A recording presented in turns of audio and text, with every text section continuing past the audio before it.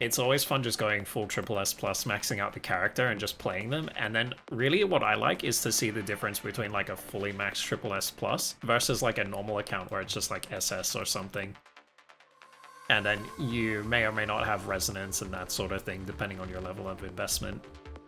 This is the beta server, so the fact that they've made guilds is funny. This one's just called Join Me. That's so funny. Ah, oh, that whale icon. So good. Oh, by the way, guys, by the way. See all this RC? See all this RC? Free to play, by the way. Actual free to play whale. Whereas, look, no first purchase, never been done. This is an actual free to play account. Completely free to play, 100% legit. just ignore. Just ignore all this S-rank selector, all these resource stacks. Just ignore. Just pretend. I made a huge mistake when I started. I didn't calculate in the beginning. I was just busy getting all the resources I needed, and I was like, oh crap, I ordered way too many of these. And there's no way to just delete them out of the inventory. So now my beat is just stuck, and you have to scroll through mountains of trash. Look at this. Oh god, I wish I could get rid of it. There's way too much. It just goes on. Back when this actually meant something. Hypertune material. Oh, mistakes were made. Mistakes were made. And now we go through these ones as well. It just doesn't end. Yeah, 999 6-star weapon sticks. Beta account fun. It's lots of setup. I would say I've spent hours and hours setting this account up. Like, it took a long time. Just menu melding and stuff. And originally when I was setting it up too, you know how we've got like the auto level now? How you can just come in, you quick train and you just go max? None of that was there. So when I originally set the count up, I properly melded out like anyone that has memories, weapons, everything. Ugh, it took a long time. But yeah, pets is probably the one thing that's like slightly neglected on beta. I have them all, but they're not... I think I have them all anyway. I believe I do. Regardless, I could go get them. That's not a problem. But they're not triple S plus or anything. They're not max skill, none of that stuff. I was like, we'll focus on pets more when the next Bianca patch comes out. Because what's going to happen is, when the next Bianca patch comes out, all the pet skills are no longer random to level up. So you can see how you can only have a couple of skills. So you can then just go, okay, I want to level this one and this one. Whereas if you go in, there's actually a whole bunch of skills that are like, it could be any of these, and it will probably be the ones you don't want, let's be real. So you're going to waste all those resources, and you're going to have like half your pet max level, and when you could have just done 2. So it's like, you're going to save so much resource if you just wait. So I believe the way to get this up is by leveling up the rank, like SS, SSS, and SSS plus, I think. But I have to double check that one, but I'm pretty sure that's how it was done. But yeah, so you can see pets are technically neglected. They're not maxed.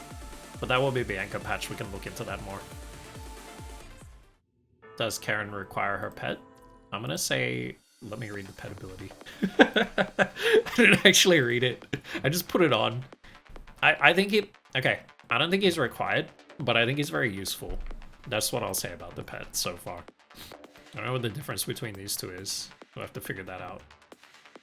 Okay, so this is a 4-second field versus a 2-second field. And then this just deals 100% dark damage. The units are slowed and unable to cast skills. Whereas this one is, so it's 2 more seconds on the anti-grav field. And it deals 20% dark damage for every half a second to the units in there while it's active. So that's like, yeah, it's like, do you want more damage or more immobility. So I've always gone with the side of more whatever the pet effect is, whether it's like longer stun or whatever. But that could change because like I said in Bianca patch, when they get leveled up and stuff, I'm curious to see what kind of difference they make, because I have a feeling that'll make a bit more difference. But then at that point, it's like, if you're free to play, good luck trying to get the characters, the weapons, and you're trying to get the pets as well. Ugh. That's gonna be hard, man. The pet almost doubles her ult. That sounds pretty, yeah, that sounds pretty insane. So if the pet doubles her ult, that's like, yeah, that's pretty serious. It certainly has a decent effect. Like, completely free to play, I'm gonna be surprised if people are able to pull this though, because it's so much more investment. And this is certainly a nice to have, but I don't think it's necessary. Although I will say her ult looks way better when you hit the home run bunny out of the park rather than the space meteor. Because if you don't have her pet, it's just a meteor. If you have her pet, she actually hits it. I'm gonna class this as like dolphin or like fat goldfish territory. I don't think you need to spend much, but you do need to spend to be able to get pets, and then you're gonna have to level them up and stuff. Yeah, so my pets are gonna make a huge upgrade when Bianca patch comes around, I think. But yeah, if you're free to play, I'm gonna say don't worry about pets. If you're lucky enough to have any spare BC, I would get weapons, 6-star weapons.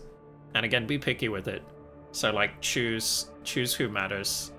You're skipping characters for weapons and skins. I think that's fine if that's the way you're enjoying the game.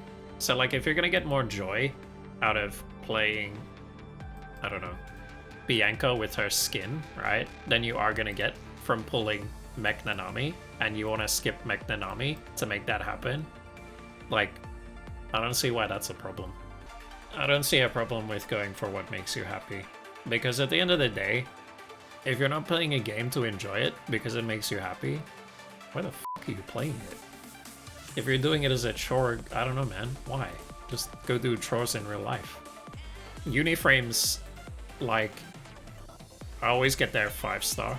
The exception being Selena, because her 6-star rearranges her orbs after her ult, which makes her playability so much higher. But everyone else, like Haikma, I wouldn't have gotten her 6-star weapon. The only reason I did is because look how good it looks. I literally just bought it as if it was a skin. Like, look at this. It just doesn't match her. It just doesn't look good.